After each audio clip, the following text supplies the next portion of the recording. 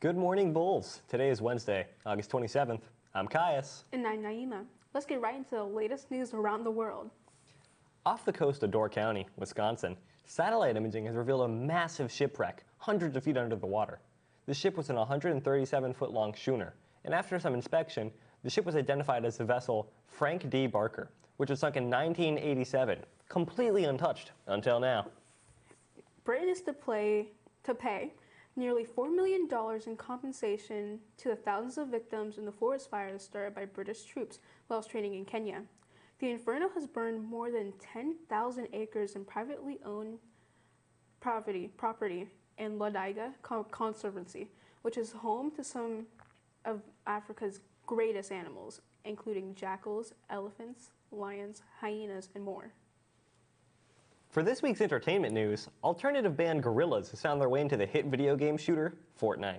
Fortnite has had a history of collaborating with musical artists, bringing cosmetics based off artists and much of their music library to the game.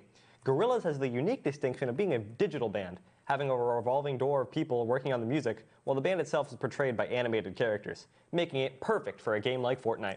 Lame. Let's get into the school lunch menu for today.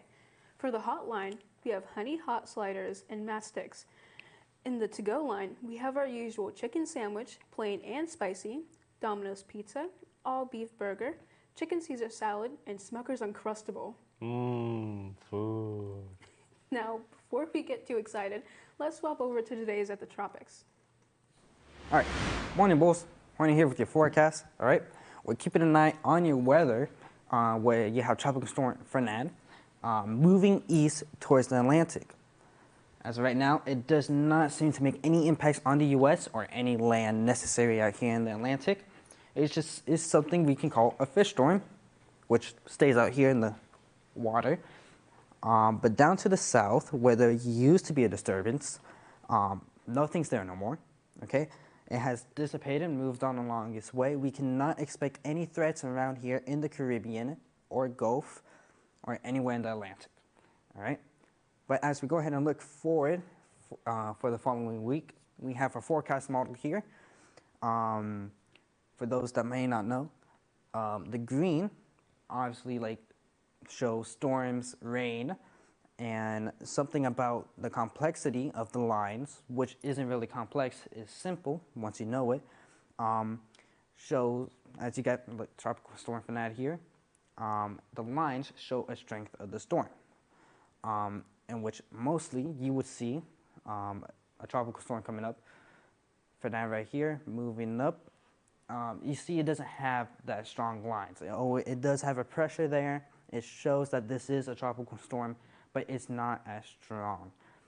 Erin, on the other hand, if you were looking at the models before, it had a huge width, it had huge lines, it was tighter, it was stronger, basically saying that, hey, this is a huge storm, and it's something that we kept watch on along the week.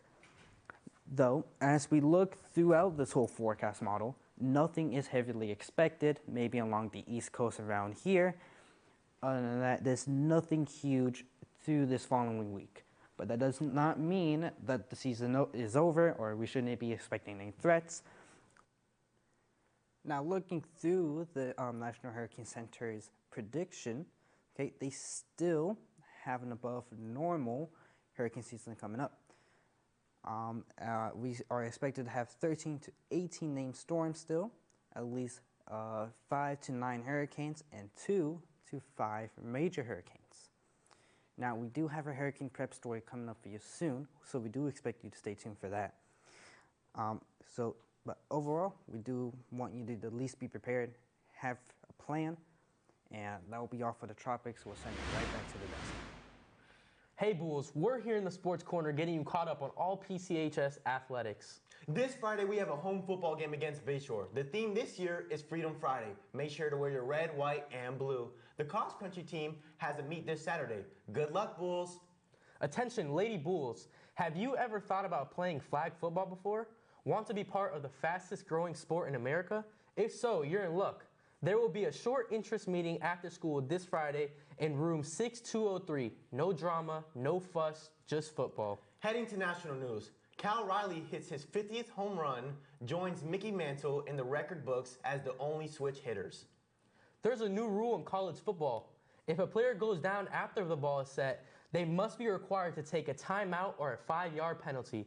This is to eliminate fake injuries for extra time. The number 2 player in tennis, Carlos Alcaraz, is sporting what some say is a botched haircut. He made it to the courts with a buzz cut. He is one of the many who are hoping to win the U.S. Open.